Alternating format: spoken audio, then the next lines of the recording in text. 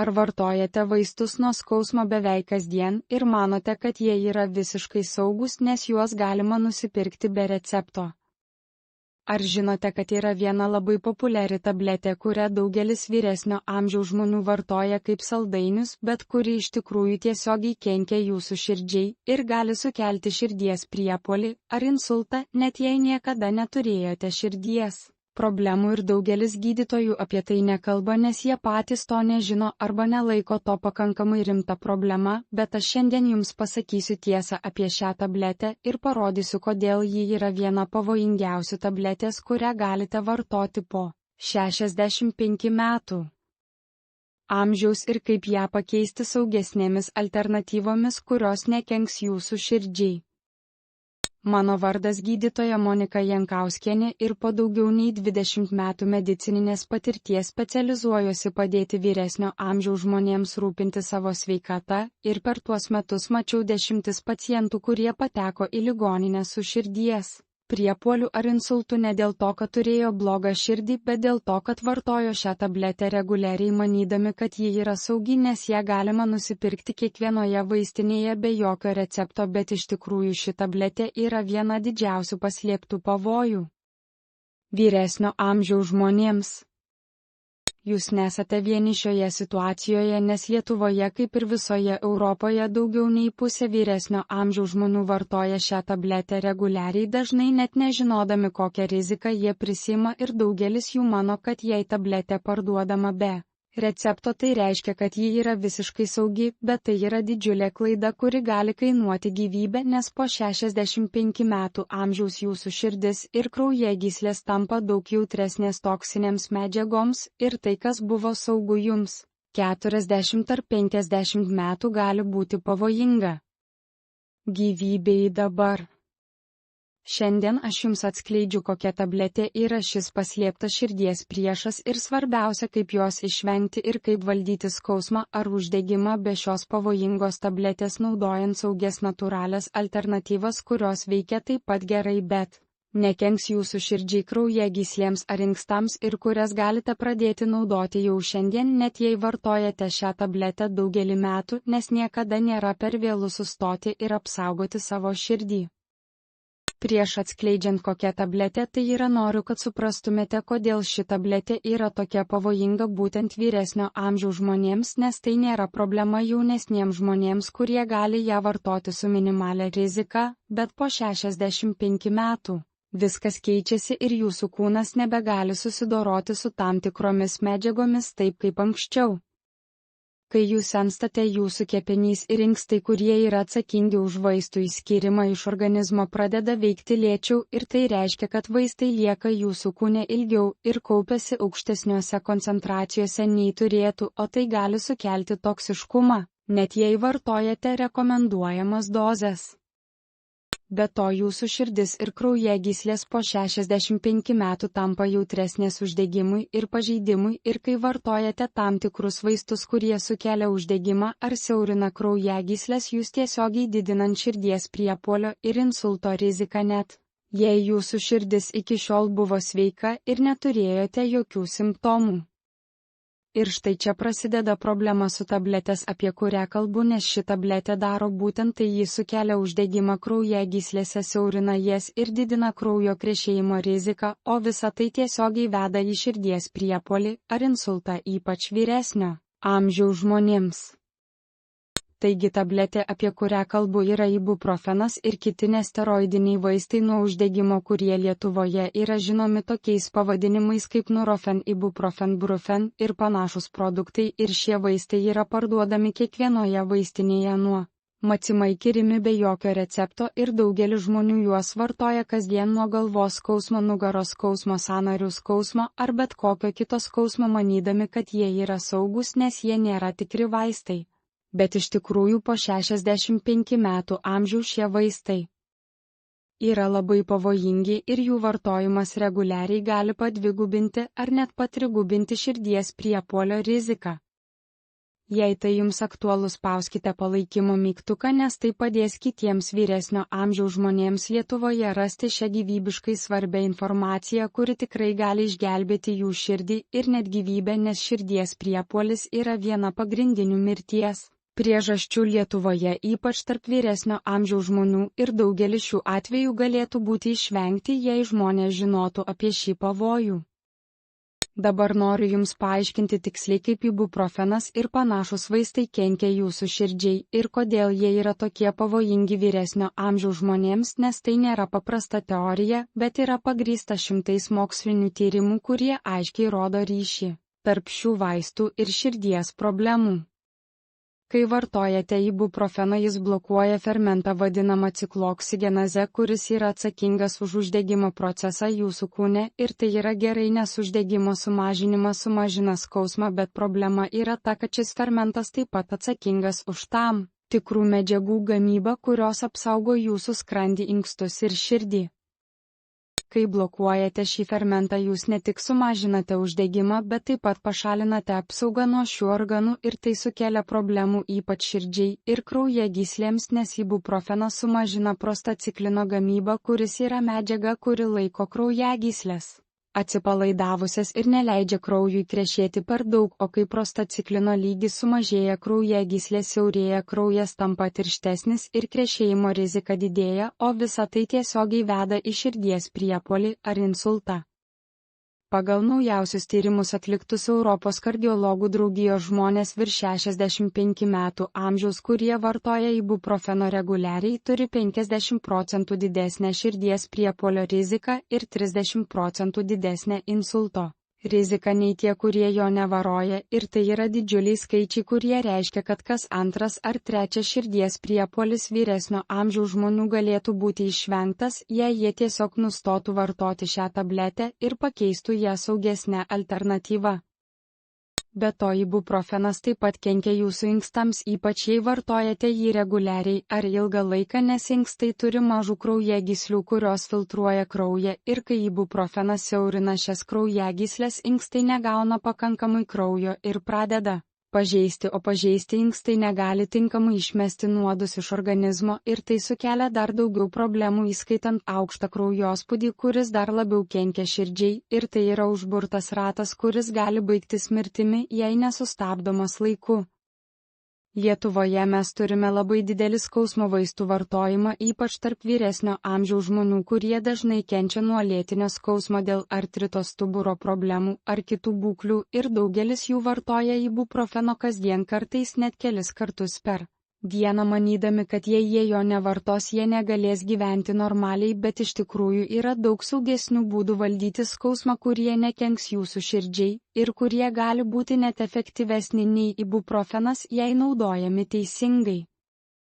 Dabar jums pasakysiu, kokia yra pirmoji ir svarbiausia alternatyva ibuprofenam, kurią galite naudoti saugiai net kasdien be jokios širdies rizikos, ir tai yra paracetamolis, kuris Lietuvoje yra žinomas tokiais pavadinimais kaip Panadol, Efferalgan ar tiesiog paracetamolis, ir šis vaistas veikia visiškai kitaip nei ibuprofenas ir neturi tokio pat poveikio širdžiai ar kraujagyslėms, todėl yra daug saugesnis vyresnio amžiaus žmonėms. Paracetamolis sumažina skausmą veikdamas tiesiogiai į smegenis, kur jis blokuoja skausmo signalus, bet jis neturi uždegimą mažinančio poveikio ir nedaro įtakos kraujagyslėms ar kraujo krešėjimui, todėl jis yra daug saugesnis širdžiai nei ibuprofenas ir tyrimai rodo, kad net ilgalaikis paracetamolio vartojimas nepadidina širdies priepuolio ar insulto rizikos vyresnio amžiaus žmonėms, jei vartojamas rekomenduojamomis dozėmis. Bet svarbu žinoti, kad paracetamolis nėra be rizikos, ypač kepenim, jei vartojamas per didelėmis dozėmis, todėl labai svarbu niekada neviršyti maksimalios paros dozės, kuri yra 4 gramai arba 8 tabletės po 500 mg per dieną, ir jei turite kepenų problemų ar vartojate alkoholį reguliariai, turėtumėte būti dar atsargesni ir vartoti mažesnės dozes.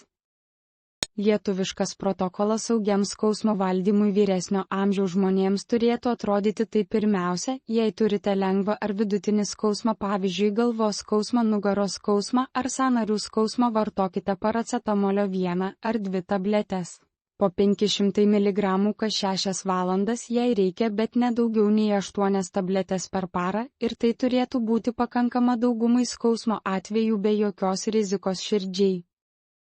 Jei paracetamolis nepadeda arba jei turite stipresnį skausmą, tada galite bandyti derinti paracetamolį su kitomis saugesnėmis metodėmis kaip šiluma, šaltis, masažas ar lengvi pratimai, bet niekada nedėti ibuprofenam, nebent jūsų gydytojas jums tai konkrečiai rekomendavo trumpalaikiam naudojimui ir tik po to, kai įvertino jūsų širdies riziką. Jei norite gauti prieigą prie ekskluzivaus turinio apie saugius skausmo valdymo metodus ir natūralias alternatyvas, kurios veikia taip pat gerai kaip vaistai, bet be jokių šalutinių poveikių, tapkite kanalo nariu, nes ten daliuosi dar gilesnę informaciją, kuri tikrai pakeis jūsų gyvenimą ir apsaugos jūsų širdį. Bet paracetamolis nėra vienintelė saugi alternatyva ir dabar noriu Jums papasakoti apie antrąją labai svarbią ir galingą natūralią alternatyvą, kurią galite naudoti kasdien be jokių šalutinių poveikių širdžiai ar bet kuriam kitam organui, ir tai yra įvairios natūralios uždegimą mažinančios medžiagos, kurios randamos maiste ir papilduose ir kurios gali būti net efektyvesnės nei ibuprofenas, jei naudojamos nuosekliai ir teisingose dozėse. Pirmoji ir galingiausia natūrali uždegimą mažinanti medžiaga yra kurkuma, arba tiksliau kurkumoje esantis junginys vadinamas kurkuminu, ir šis junginys turi neįtikėtiną galią sumažinti uždegimą visame kūne, įskaitant sąnarius, raumenis ir net smegenis be jokių šalutinių poveikių širdžiai, inkstams ar skrandžiui. Tyrimai rodo, kad kurkuminas yra taip pat efektyvus kaip ibuprofenas mažinant sąnarių skausmą ir uždegimą žmonėms su artrito, bet be jokios širdies rizikos, ir tai yra neįtikėtinas atradimas, kuris gali pakeisti daugelio žmonių gyvenimus. Lietuvoje kurkumą galite rasti kiekvienoje didesnėje parduotuvėje ar vaistinėje ir jis nėra brangus, ypač lyginant su tuo, kiek kainuoja vaistai ir jų komplikacijos, ir galite vartoti kurkumą kaip prieskonį maiste arba kaip papildą kapsulėse, ir rekomenduojama dozė yra apie 500 iki 1000 mg kurkumino ekstrakto per dieną padalinta į 2 dozes ryte ir vakare, ir svarbu vartoti kurkumą su juodaisiais pipirais, nes pipirų sudėtyje esantis piperinas padidina kurkumino įsisavinimą iki 2000%. Kas reiškia, kad jūs gausite daug daugiau naudos iš tos pačios dozės. Antroji natūrali uždegimą mažinanti medžiaga yra omega-3 riebalų rūgštys, kurios yra riebių žuvų kaip lašiša, skumbrė ir silkė, ir šios riebalų rūgštys ne tik mažina uždegimą, bet taip pat apsaugo širdį, sumažina trigliceridų lygį kraujyje ir net pagerina nuotaiką, kas yra ypač svarbu Lietuvos žiemos metu, kai daugelis žmonių kenčia nuo sezoninio afektinio sutrikimo dėl ilgų tamsių dienų. Tyrimai rodo, kad žmonės, kurie vartoja pakankamai omega-3, turi mažesnį lėtinio skausmo lygį, geresnę judrumą ir mažiau reikia skausmo vaistų nei tie, kurie omega-3 nevaroja, ir tai yra paprastas, bet labai galingas būdas valdyti skausmą natūraliai.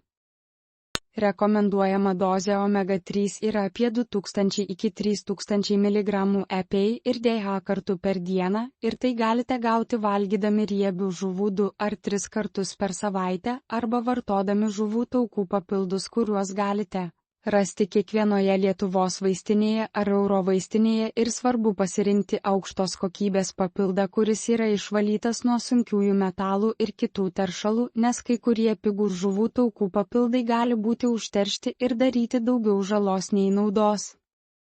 Parašykite komentaruose, ar vartojate ibuprofeno reguliariai ir ar žinojote apie šią riziką jūsų širdžiai, ir ar esate pasiruošę pakeisti jį saugesnėmis alternatyvomis, ir pasidalykite savo patirtimi, nes jūsų istorija gali padėti ir įkvėpti kitus vyresnio amžiaus žmonės Lietuvoje, kurie gali būti toje pačioje situacijoje. Trečioji labai svarbi natūrali alternatyva yra imbiero šaknis, kuri taip pat turi galingų uždegimą mažinančių savybių ir kuri buvo naudojama medicinoje tūkstančius metų Azijoje, o dabar tampa vis populiaresnė ir Europoje, įskaitant Lietuvą. Imbiero šaknyje yra gingerolių, kurie yra junginiai turintys panašų poveikį kaip ibuprofenas, bet be jokių šalutinių poveikių širdžiai ar skrandžiui, ir tyrimai rodo, kad imbiero ekstraktas gali sumažinti raumenų skausmą po fizinio krūvio iki 25% ir sąnarių skausmą sergant artrito iki 30%, kas yra labai reikšmingas rezultatas. Lietuvoje šviežią imbiero šaknį galite rasti beveik kiekvienoje didesnėje parduotuvėje ir galite ją naudoti darydami arbatą, tiesiog supjaustydami keletą plonų griežinėlių ir užpildami karštu vandeniu ir gerdami 3 kartus per dieną, arba galite naudoti imbiero miltelius ar ekstraktą. O kapsulės, kurias taip pat galite rasti vaistinėse, ir rekomenduojama dozė yra apie 1000 iki 2000 mg imbiero ekstrakto per dieną arba apie 10 gramų šviežio imbiero, kas yra maždaug 2 cm ilgio gabalas šaknies. Jei šis vaizdo įrašas buvo naudingas, spauskite palaikymo mygtuką, nes tai tikrai padės kitiems vyresnio amžiaus žmonėms Lietuvoje sužinoti apie šią paslėptą riziką ir apsaugoti savo širdį nuo nereikalingo pavojaus, kuris gali būti lengvai išvengtas, tiesiog pakeičiant vieną tabletę kitą ar naudojant natūralias alternatyvas. Dabar noriu Jums papasakoti apie labai svarbų klausimą, o tai yra, kaip nutraukti ibuprofeną, jei Jūs jį vartojate reguliariai daugelį metų, nes daugelis žmonių bijo staiga nustoti vartoti vaistą nuo skausmo, bijodami, kad skausmas sugrįž stipresnis nei buvo ir kad jie negalės susidoroti, bet iš tikrųjų yra saugus būdas pereiti nuo ibuprofenam prie saugesnių alternatyvų be didelio diskomforto.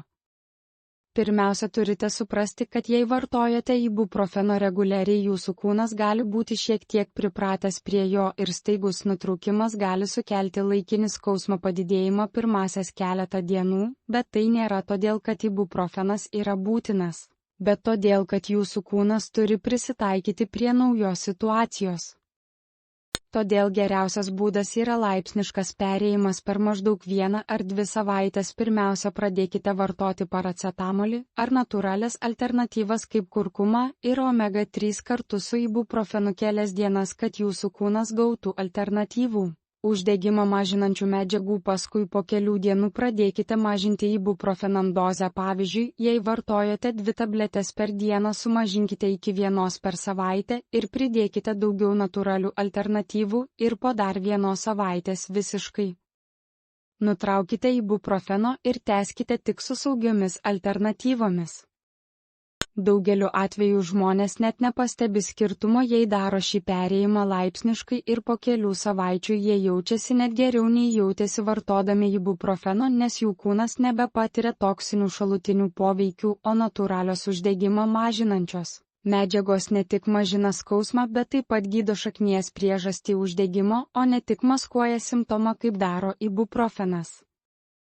Be to labai svarbu pridėti lengvą fizinį aktyvumą kaip vaikščiojimą, plaukimą ar jogą, nes judesys yra vienas geriausių natūralių skausmo vaistų ir jis padeda sumažinti uždegimą sąnariuose ir raumenyse be jokių šalutinių poveikių. Dabar noriu Jums papasakoti tikrą istoriją apie mano pacientą 71 metų vyrą iš Kauno, kuris pas mane atėjo prieš metus su skausmu kelyje ir nugaroje ir kuris vartojo ibuprofeno kasdien jau daugiau nei 5 metus, manydamas, kad tai yra vienintelis būdas gyventi be skausmo, bet jis pradėjo pastebėti, kad jo kojos tinsta ir kad jis jaučiasi pavargęs ir silpnas, o jo kraujo tyrimas parodė, kad jo inkstai pradėjo blogai veikti ir kad jo kraujo spaudimas buvo aukštas.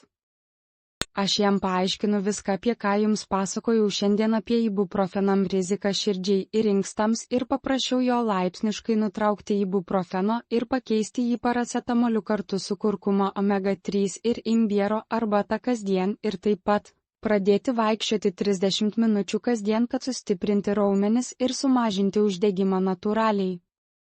Jis sutiko, nors buvo šiek tiek skeptiškas, ar tai veiks, bet jis laikėsi mano patarimų nuosekliai ir po 3 mėnesių jis grįžo pas mane su didelė šypsena veide ir pasakė, kad jo skausmas sumažėjo beveik perpus ir kad jis jaučiasi daug energingesnis nei jautėsi per pastaruosius 4 metus. Jo inkstų funkcija pagerėjo, jo kraujo spaudimas normalizavosi ir jo kojos nebetinsta kaip anksčiau, o visa tai įvyko tiesiog pakeitus vieną pavojingą tabletę saugiomis alternatyvomis ir pridėjus lengvą fizinį aktyvumą, ir jis man pasakė, kad didžiausias atradimas jam buvo suvokimas, kad jis nepriklausomas nuo ibuprofenam ir kad yra daug geresnių būdų valdyti skausmą be rizikos savo sveikatai.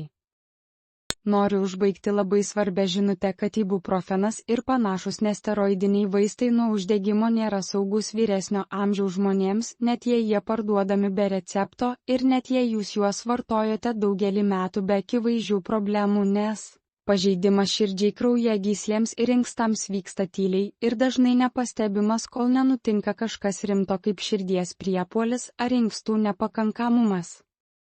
Kiekviena diena, kai vartojate ibuprofeno po 65 metų amžiaus, yra dar viena diena, kai rizikuojate savo širdies sveikatą ir gyvybę, ir tai yra nereikalinga rizika, nes yra daug saugesnių alternatyvų, kurios veikia taip pat gerai ar net geriau. Lietuvoje mes turime labai aukštą širdies ligų mirtingumą, ypač tarp vyresnio amžiaus žmonių, ir daugelis šių atvejų galėtų būti išvengti, jei žmonės žinotų apie tokius paslėptus pavojus kaip ibuprofenas ir jei jie imtų veiksmus apsaugoti savo širdį, naudodami saugesnės alternatyvas ir sveikesnius gyvenimo būdo pasirinkimus.